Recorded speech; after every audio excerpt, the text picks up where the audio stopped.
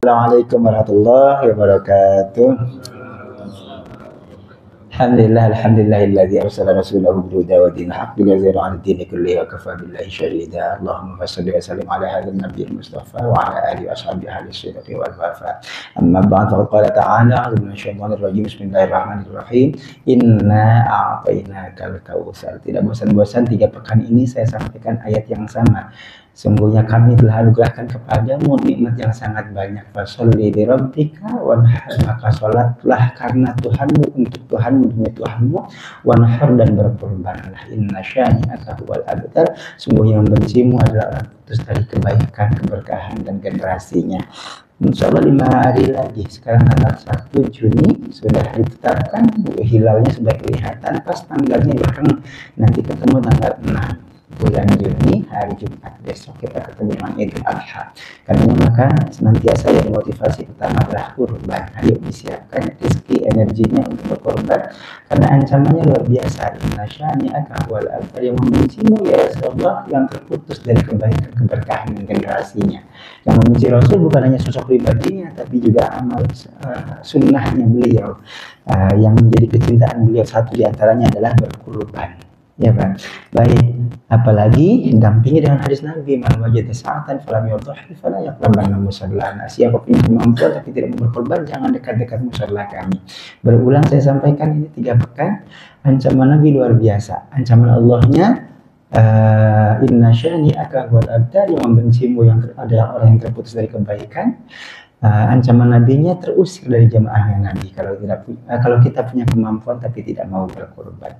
Wa qala sallallahu alaihi wa qala aidan wa adzim fin nasi bil hajj, panggil orang untuk menunaikan ibadah haji. Yang kedua setelah korban adalah haji. Tidak henti saya sampaikan juga, panggilan haji ini sudah disampaikan melalui lisannya Nabi Ibrahim alaihissalam 2000 tahun sebelum Masehi, 4000 tahun sebelum kita. Jauh sekali waktunya gitu. Karenanya maka kalau hari ini kita belum merasa terpanggil, hati-hati, berarti telinga kita congek atau hati kita buta gitu ya.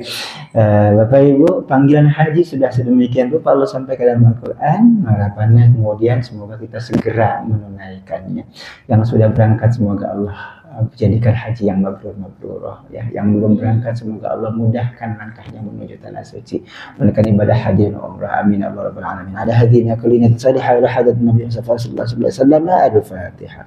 A'udzu billahi minasyaitonir rajim. Bismillahirrahmanirrahim. Alhamdulillahi rabbil alamin. الرحمن الرحيم مالك يوم الدين إياك نعبد وإياك نستعين اهدنا الصراط المستقيم صراط الذين أنعمت عليهم غير المغضوب عليهم ولا الضالين آمين. بسم الله الرحمن الرحيم رضيت بالله ربا بالإسلام دينا بمحمد نبيا ورسولا رب زدني علما وارزقني فهما. Berikutnya ini, baik Bapak Ibu rahimakumullah. Hari ini kita sampai dengan yang terakhir kita bahas adalah ini, tentang kelakarnya Rasulullah SAW. Jadi kurang dekat ya, dikit lagi. Biar nggak nabrak. Wih, ini soalnya bukan widescreen. Oke, baik. Yang kemarin kita bahas sampai dengan ini, bahwa Nabi SAW itu senang bercanda. Nabi itu humanis banget gitu. Sangat manusiawi, bisa gaul dengan siapapun. Ketemu sama anak kecil bisa main bareng, ketemu sama ibu-ibu jadi gitu, guyon bareng. Ketemu tuh apalagi sama kita biasa ya. Anak kecilnya adalah di sini. Kemarin kita cerita nih,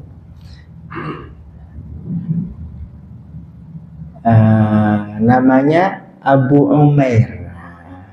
Abu Umair miara burung pipit, burungnya mati.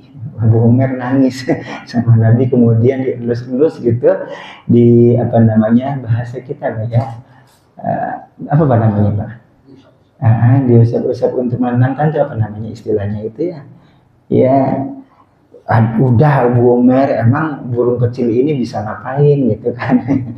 Gitu ya, dibesarkan hatinya gitu. Kemudian ini candaan Nabi SAW kepada anak kecil. Yang lalu ada lagi yang ini,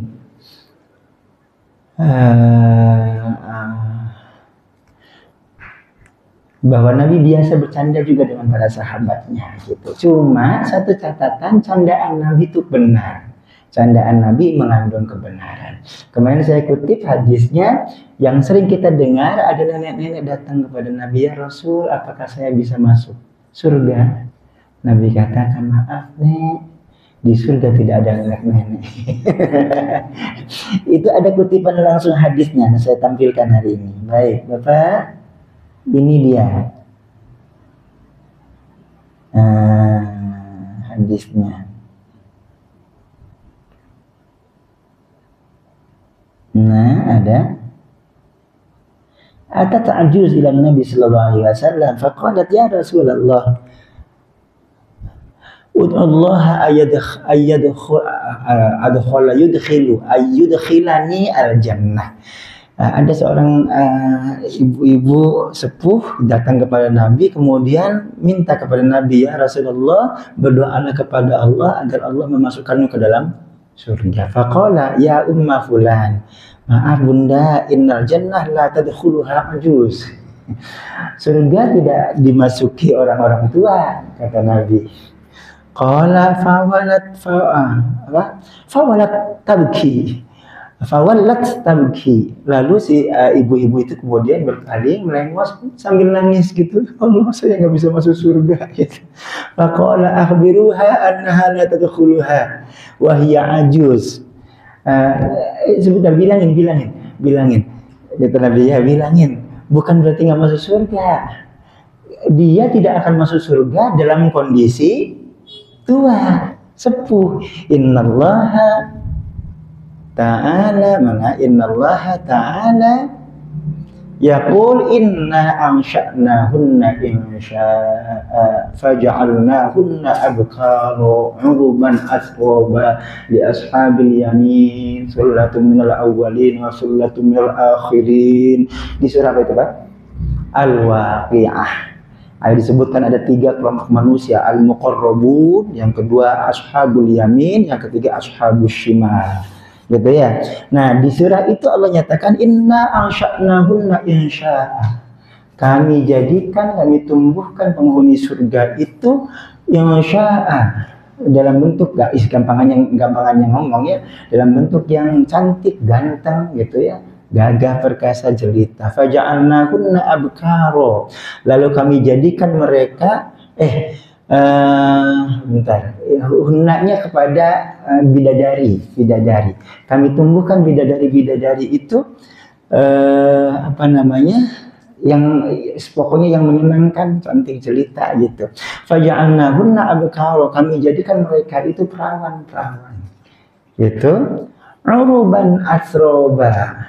Urub itu artinya adalah yang sangat cinta sebaya.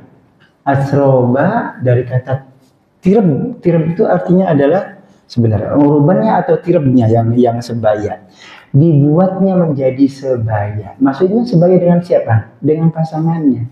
Maka kalau kita penghuni surga, bidadarinya cantik, jelita dan muda, kitanya juga sebaya dengan mereka.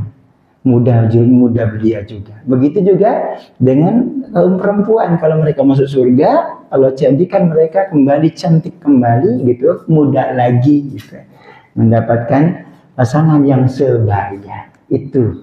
Nah, melalui ayat ini Allah nyatakan bahwa nanti penghuni surga itu ganteng-ganteng, cantik-cantik, muda-muda belia, setara sebaya usianya gitu. Ya kan? Logis juga sih Pak.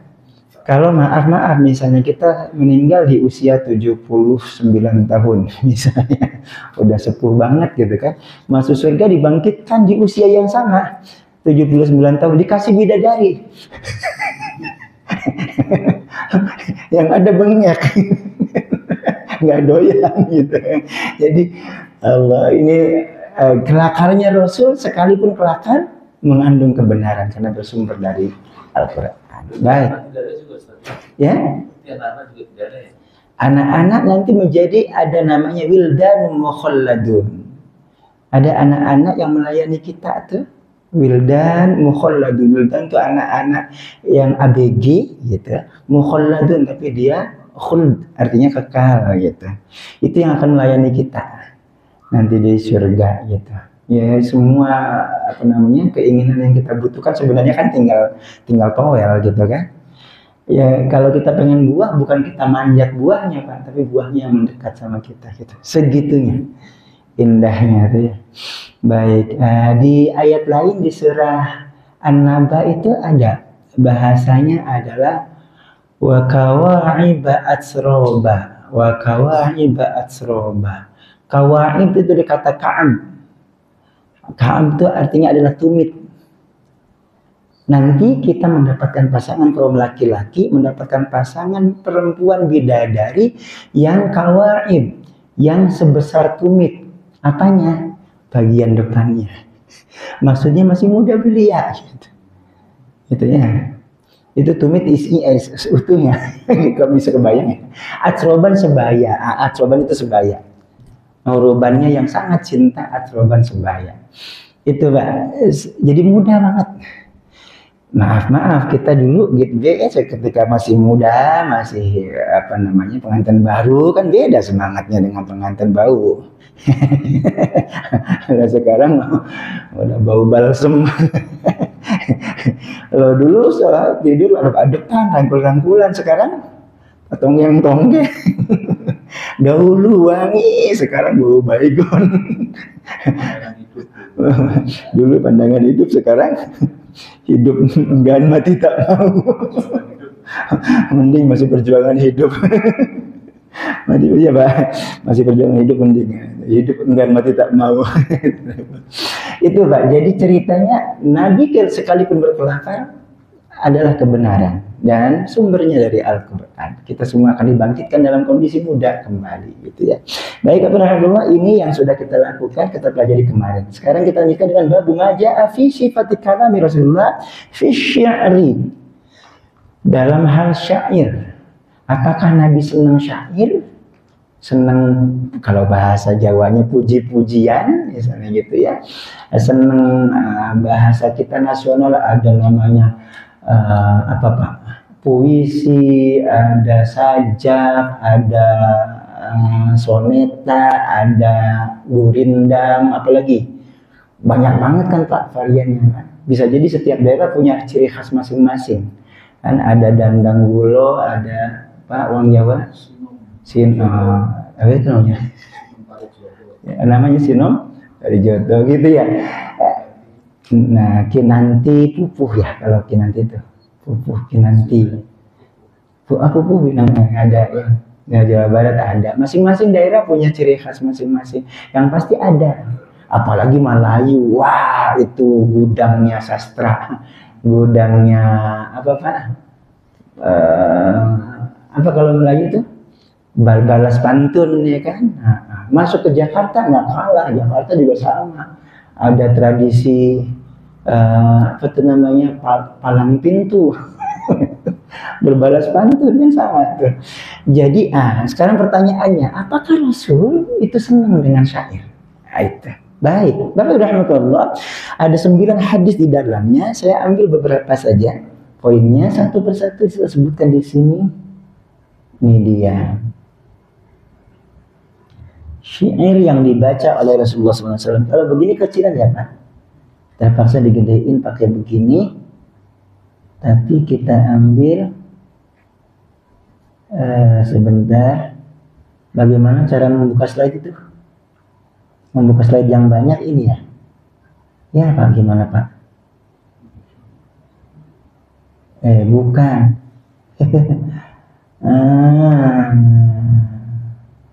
Oke. Gimana sih display settingnya? Soal taskbar kali ya. Udah, ini wudhu, makan, minum, wangian, cara bicara, kelakar. Nah, ini dia 1 Juni 2025. Satu hadis yang pertama dari Aisyah radhiyallahu anha, istri beliau. Apakah Rasulullah pernah membaca syair? Ia menjawab, beliau pernah membaca syair Ibnu Rawahah namanya. Ada penyair bangsa Arab di zaman jahiliyah, Ibnu Rawahah, itu dibaca syairnya oleh Nabi SAW. Dan juga pernah membaca syair yang berbunyi, berita-berita akan datang kepadamu, dibawa oleh orang yang tak kau beri akal. Ini beritanya. Siapa itu Ibnu Rawahah? Huwa Abdullah bin Rawahah al-Ansari Al-Khazraji. Dia adalah Abdullah ibnu Rawaha Al-Ansari, berarti penduduk Madinah, asli orang Ansor. Al-Khazraji, ahadun nuqaba. Beliau itu adalah seorang an-nuqaba. Naqib itu artinya adalah pemimpin kaumnya, semacam kepala suku gitu ya. Jadi Abdullah bin Rawaha bukan hanya penyair tapi juga kepala suku. Bapak fahami, bangsa Arab itu bangsa penyair. Di zaman Nabi yang paling mulia di antara mereka adalah penyair. Sampai setiap tahun ada lomba syair. Yang terbaik syairnya, 7 syair terbaik digantungkan di dinding Ka'bah sebagai penghormatan. Ada masalah mu'allaqat gitu kan ya. Dan 7 pemenang digantung di Ka'bah sebagai kebanggaan, penghormatan. Dan itu menjadi penghormatan juga untuk suku-sukunya. Suku besarnya Quraisy, di bawahnya adalah Bani Tamim, Bani Hashim, Bani Makhzum misalnya, banyak lagi Bani gitu. Kalau menang sukunya terangkat derajatnya gitu. Ya Pak. Nah, banyak penyair di masa Nabi, itu juga sekalian sebabnya kenapa mukjizat Nabi terbesar bukan membelah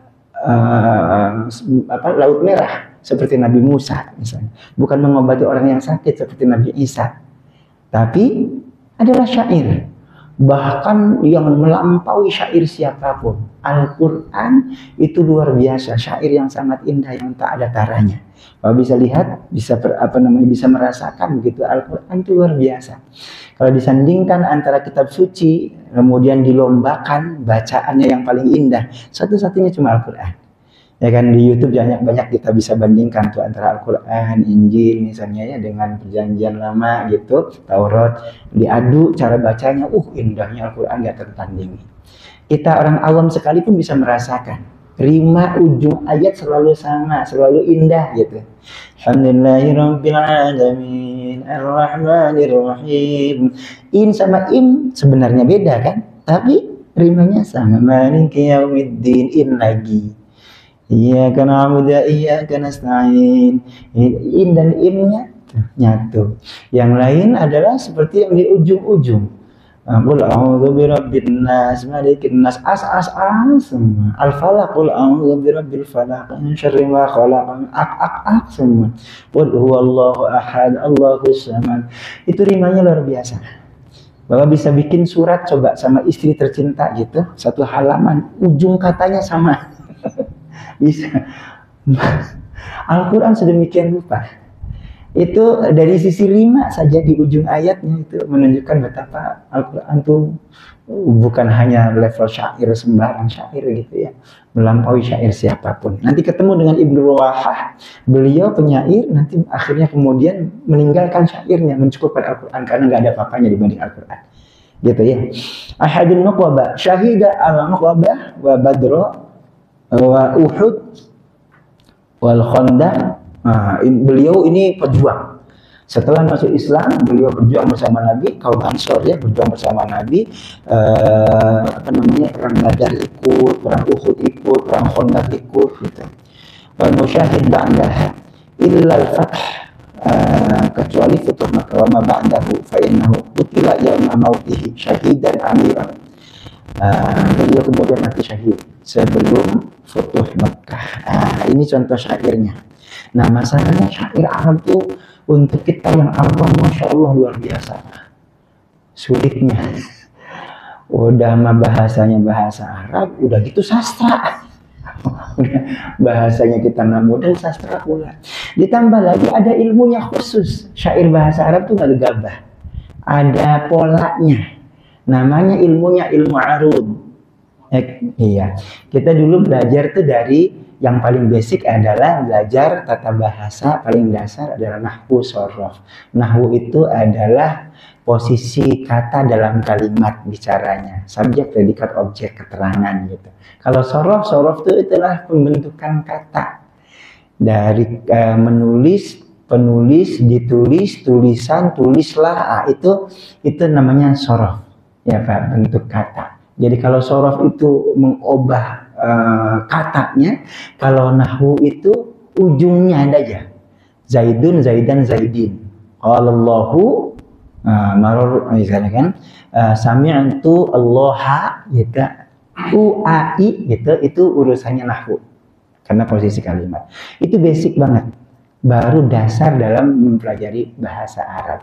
Naik lebih tinggi ada 3 ilmunya. Kita belajar melalui kitab namanya Jauhar Maknun, ya kan? Ada Badi' Ma'ani Bayan namanya. Ada Badi' Ma'ani Bayan. Itu lebih level lagi. Ini sudah masuk ke apa namanya istilahnya? Bahasa tuh sastra. Itu sastra sudah levelnya gitu. Ilmu balaghah, misalnya nanti ada hubungannya dengan ilmu-ilmu bahasa yang lainnya, misalnya tentang majaz kan, misalnya rambutnya ombak lautan misalnya gitu, apalah yang kayak gitu itu majaz, mengkiaskan dengan sesuatu yang lain. Ada majaz hiperbola, ada majaz macam-macam ya kan ya, di bahasa Indonesia juga sama. Di bahasa kan juga sama. Itu namanya Badi' Ma'ani Bayan. Nah, kalau level lebih tinggi lagi sastranya adalah tadi namanya ilmu arud. Ilmu arud itu bicara tentang bagaimana apa namanya pembentukan atau polanya syair dalam bahasa Arab. Ada banyak polanya, Pak. Ada fa'ulun mafa'ilun, fa'ulun mafa'ilun, fa'ulun mafa'ilun, fa'ulun mafa'ilun. Cuma 2 kata doang. Itu diambil dari pola kata bahasa Arab berulang. Fa'ulun mafa'ilun, namanya bahar. Namanya ini bahar. Bahar tuh ya pola gitu ya. Pola bentukannya. Wazan dari wazan fi'il kata dasarnya, tapi berulang. Beda nanti dengan mustaf'ilun fa'ilun, mustaf'ilun fa'ilun, mustaf'ilun fa'ilun, mustaf'ilun fa'ilun. Misalnya, kalau fa'ulun mafa'ilun, fa'ulun mafa'ilun. Ala la tanalul ilma illa bisittatin sa'umbika an majmu'iha bi bayani. Itu di kitab Ta'limut Ta'alim. Ala la tanalul ilma illa bisittatin. Ilmu tidak bisa diraih kecuali dengan 6 hal. Sa'umbika an majmu'iha. Itu polanya fa'ulun mafa'il. Tapi kalau mustaf'ilun fa'il huwal habibul ladzi turja syafa'atu likulli haulin minal ahwali muqtah. Kalau dicampur nggak bisa. Fa'ulun mafa'ilun huwal habibul ladzi turja syafa'atuhu. Berepot ya, gitu ya, karena memang masing-masing punya pola tuh. Namanya ada bahar tawil, ada bahar nggak lupa. Jarang dipakai yang begini tuh. Ya coba fa'ulun mafa'ilun, mustaf'ilun fa'ilun, mustaf'ilun, ada mustaf'ilun, mustaf'ilun, mustaf'ilun, mustaf'ilun, mustaf'ilun, mustaf'ilun. Allahumma sholli wa sallim ala Sayyidina Maulana Muhammad. Itu pola-pola namanya bahar, ilmunya ilmu arud. Oke. Nah, yang lebih sulit lagi adalah bahasanya, karena memang bahasa sastra kan. Katanya bukan kata-kata harian gitu, yang mudah diterjemahkan. Nah, kata-katanya juga bukan kata yang gampang gitu. Baik, coba kita lihat aslinya kayak apa. Ini teksnya saya dampingkan. Babu maja fi sifati kalam Rasulullah sallallahu alaihi wasallam fi syirri. Nanti coba kita ambil polanya ya, Pak ya. Qila laha hal kana Rasulullah sallallahu alaihi wasallam yatamassalu bi syai'in min asy-sya'r? Qalat kana yatamassalu bi sya'ri Ibnu Urwahah wa yatamassalu bi qawlihi wa yatika bil akhbar wa lam dan seterusnya. Ini yang barusan tadi kita terjemahkan. Barakat haddatsana oke, contohnya ini. Coba contohnya ini, Pak. Wa fina Rasulullah yaslu kitabahu. Gimana? Polanya apa kan? Wa fina Rasulullah yaslu kitabahu. La tanalul ilma fa'ulun mafa'ilun fa'ulun mafa'ilun. Baharnya bahar apa nih kan? Blank udah. Bahar basit, bahar tawil, bahar itu wa fina Rasulullah yatlu kitabahu idza syaqqa ma'rufun minal fajri sati'un. Kita bacanya aja puyeng. Boro-boro tahu nadanya yang mana, polanya yang mana. Aronal hayya ba'dal hamyi fa qulubina bimauqunat. Gini. Muqinatun innama qala waqi'un. Kalau ketemu polanya enak katanya. Tinggal ngertiinnya. Apa sih maksudnya? Oke, baik. Saya hanya untuk menunjukkan saja bahwa pola itu bisa diterapkan dalam syair-syair dalam bahasa Arab. Gak gambar. Kalau kita kan bikin syair kadang seenaknya gitu. Iya. Pohon salam, pohon pepaya, cakep. Yang jawab salam, semoga bahagia. Amin. Pohon salam, pohon duku, cakep gitu. Ya itulah nama-nama pohon. Sembarang. Itu ya, Pak. Baik, lanjutkan. Ini sekedar contoh saja, nggak usah dibikin pusing. Yang poinnya adalah Nabi Sallallahu Alaihi Wasallam sebagai orang Arab cinta syair dan Nabi senang syairan. Satu di antara syair yang dibaca oleh Nabi adalah syairnya Ibnu Ruhawai. Gitu. Sebentar ada penjelasannya selanjutnya. Lanjutkannya, oke. Syair Nabi Sallallahu Alaihi Wasallam isinya jam 19.01. Oke, saya lanjutkan. Rasul suka bersyair, ya. Rasulullah bersabda syair yang terbaik, paling benar yang pernah dibacakan seorang penyair adalah syairnya Labid. Labid itu bin Abi Rabi'ah al-Amiri. Ada Labid al-A'sam. Ada Labid al-A'sam. Labid al-A'sam adalah Yahudi yang nyantet Nabi di Madinah. Namanya Labid al-A'sam. Kalau ini Labidnya Labid bin Abi Rabi'ah al-Amiri. Yang berbunyi, ingat, segala sesuatu selain Allah pasti binasa. Dan hampir saja Umayyah bin Abi Salat menjadi muslim karena syair-syairnya. Bapak Ibu, Labid bin Rabi'ah al-Amiri ini bukan Islam. Kalau Ibnu Ruwahah tadi akhirnya masuk Islam, kemudian menjadi pejuang Islam gitu. Kalau Labid penyair yang lain, dia nggak masuk Islam, tapi syairnya Islami. Itu bahasa kita sekarang ya, Pak. Syairnya Islami, meskipun orangnya tidak Islam. Gitu. Ini riwayatnya. Pada masa jahiliyah, Labid adalah seorang yang mulia. Demikian pula setelah maaf Pak, bukan Labid berarti. Ada lagi yang berikutnya. Sorry, saya yang salah. Pada masa jahiliyah, Labid adalah seorang yang mulia. Demikian setelah ia masuk Islam. Ia merupakan syair Arab yang terkenal saat itu. Namun setelah turun ayat-ayat Al-Quran, maaf salah saya. Yang Ibnu Ruwahah, bukan Ibnu Ruwahah yang menyatakan dia meninggalkan syair. Ibnu Ruwahah menjadi pejuang Islam, itu pahlawan perang gitu ya. Syahid di medan perang.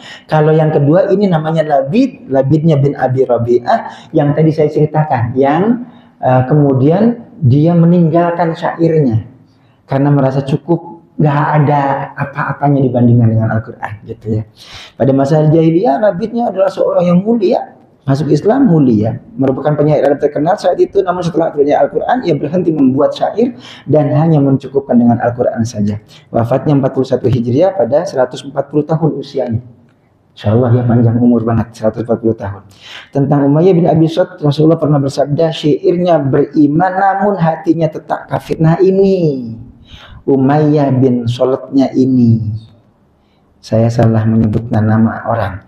Labid masuk Islam, dia kemudian meninggalkan syair gitu karena merasa cukup dengan Al-Quran. Sementara penyair yang lain yang ketiga namanya Umayyah bin Abi Salt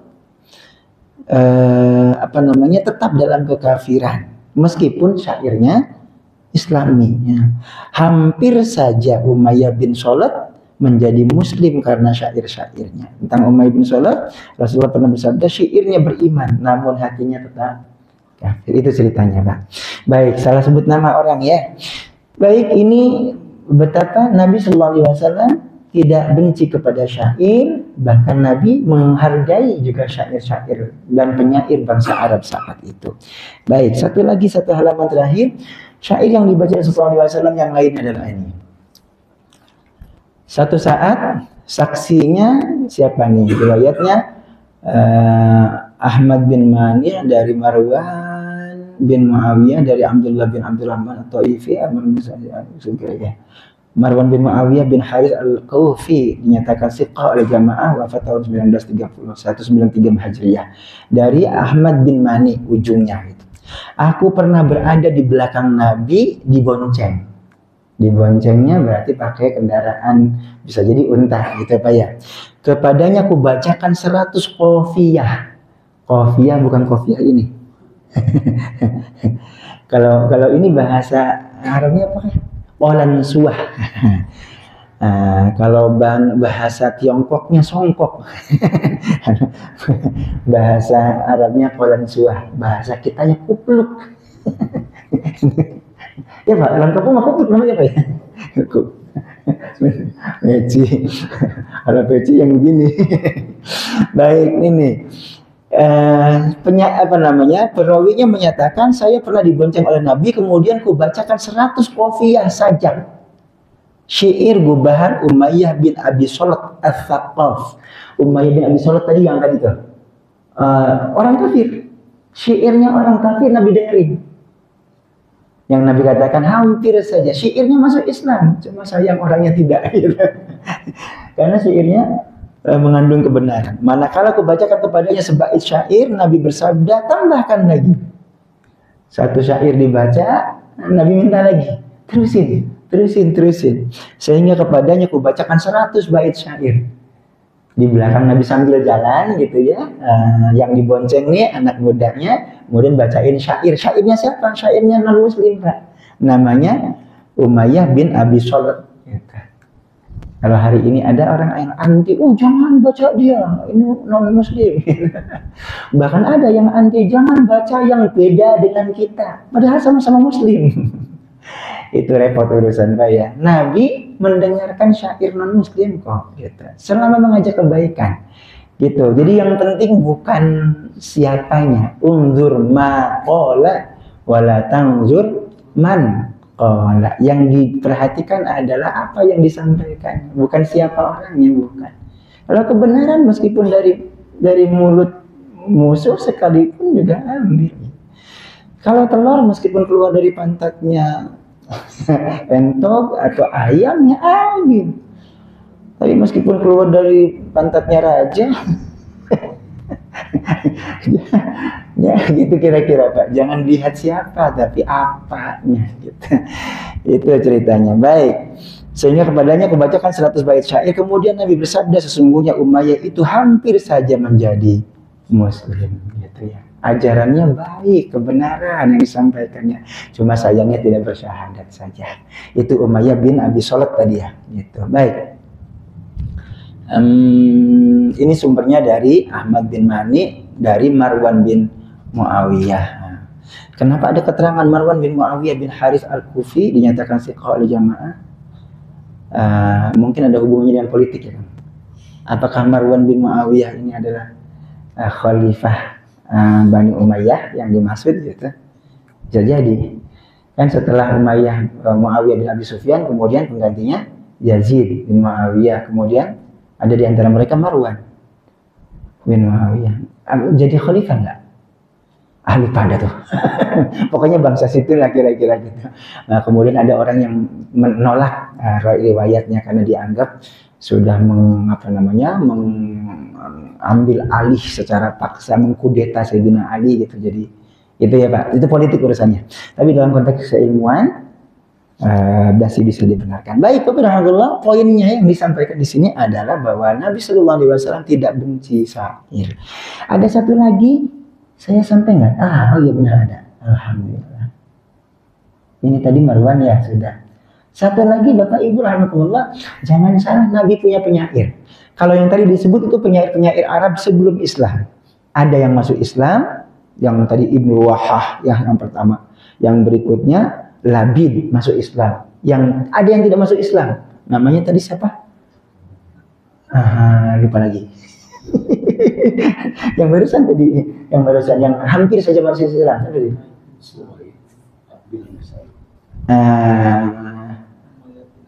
Umayyah bin Abi Shalih gitu ya. Jadi Ibnu Ruwahah satu masuk Islam, menjadi pejuang Islam. Yang kedua Labid meninggalkan syairnya karena mencukupkan dengan Al-Qur'an, masuk Islam. Nah, yang ketiga ini Umayyah bin Abi Shalih tidak masuk Islam meskipun syairnya berisi kebenaran. Ada satu lagi. Bapak Ibu, ternyata Nabi itu punya penyair. Zaman dulu biasa seorang raja punya penyair itu biasa, apalagi di daerah Melayu, Pak. Ya kan? Ya kan? Raja itu punya penyair khusus memang gitu. Pujangga. Kalimatnya adalah pujangga gitu. Nah, masyarakat Arab masyarakat penyair. Tentu wajar kalau kemudian pemimpin kabilah, pemimpin suku punya penyair. Nabi nggak kalah, Nabi juga punya penyair. Namanya ini. Namanya adalah Hasan bin Thabit. Namanya Hasan bin Thabit. Nanti kita belajar dari sini, kemudian kita tidak gegabah menyalahkan orang, membedakan orang yang puji-pujian sebelum sholat. Kalau di kampung kan biasa tuh puji-pujian gitu. Isinya pengajaran isinya. Tentang rukun iman, rukun Islam, tentang ngajak sholat gitu. Iwa bandang iwa sepat, percuma ganteng nek ora sholat. Iwa papat, percuma ayu bu, percuma ayu nek regelem sholat. Sampai hafal saya. Itu nih Umilailan. Jadi sebelum sholat tuh orang diingatkan dengan sholat, dengan syair. Sebab kalau kita sampaikan secara dakwah, kemudian yang ketemu itu antara otak atau otak, pemikiran ketemu pemikiran sering bentrok. Tapi kalau melalui seni, itu mudah orang tersentuh. Itu dahsyat, ulama kita dulu tuh pinter banget, Pak. Bagaimana membumikan Islam di negeri Nusantara ini dengan pendekatan-pendekatan yang humanis, dengan pendekatan-pendekatan yang elegan gitu, melalui budaya, melalui seni, enggak yang serampangan gitu, kasar, keras, mental semua orang gitu ya. Maka jangan heran kalau di kampung-kampung kita masih hidup itu yang namanya budaya puji-pujian gitu. Nah, itu bagian dari pengajaran. Siapa yang ngajarin?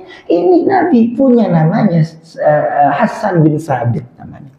Rasulullah SAW meletakkan mimbar untuk Hasan bin Thabit di dalam masjid agar ia bersyair yang membesarkan hati Rasulullah SAW. Atau kata perawinya lagu, agar ia mempertahankan Rasulullah SAW. Oke, apa maksudnya membesarkan Rasulullah? Puji-pujian, isinya memuji baginda Nabi. Ya Rasulullah, ya Habibullah, Muhammad ibn Abdillah. Itu kan membangkitkan kecintaan kepada baginda Nabi. Ya Pak, isi-isinya kira-kira begitu. Nabi ngasih mimbar khusus kepada Hasan bin Thabit untuk memuji-muji, untuk puji-pujian. Membesarkan Nabi itu artinya adalah mengagungkan, memuliakan Nabi Sallallahu Alaihi Wasallam. Emang boleh Ustaz mengagungkan Nabi? Itu perintah Al-Quran. La taj'alu du'aakum, bagaimana Pak? Mau dikoreksi ini karena ayatnya. Jangan kalian jadikan panggilan kalian kepada Nabi itu kadu'a ibadikum ba'dha, seperti kalian manggil sesama kalian. namanya Nabi Muhammad. Mat sini, ajar itu. Gitu ya. Maka Bapak bisa lihat dialognya para sahabat itu. Enggak ada ceritanya baginda Nabi dipanggil nama. Gitu ya, Muhammad gitu. Kecuali orang-orang yang memang kurang santun gitu ya, Rasulullah gitu. Ungkapan. Dan itu mencontoh Allah Pak dalam Al-Qur'an. Al-Quran tidak sekalipun menyebut Muhammad langsung sebagai panggilan. Sebagai panggilan, Pak. Kalau sebagai panggilan. Yang ada, ya ayyuhan nabi. Ya kan? Ya ayyuhar rasul. Itu Allah kepada Nabi begitu sopannya gitu. Masa kita ngaku umatnya Nabi tapi nggak sopan manggil Nabi, ya Muhammad. Itu kurang ajar. Gitu. Ya, tapi kan ada ustaznya di ayat Al-Fatah terakhir tuh, Muhammadur Rasulullah walladzina ma'ahu asyidda'u 'alal kuffar ruhamaa'u bainahum. Di situ Muhammadnya bukan sebagai panggilan. Itu pernyataan bahwa Muhammad Rasulullah, Muhammad adalah utusan Allah. Itu pernyataan bukan panggilan Muhammad. Sini bukan begitu. Kalau panggilan Allah selalu menggunakan ya pangkatnya, jabatannya, ya ayyuhar rasul, balligh ma unzila ilaik gitu.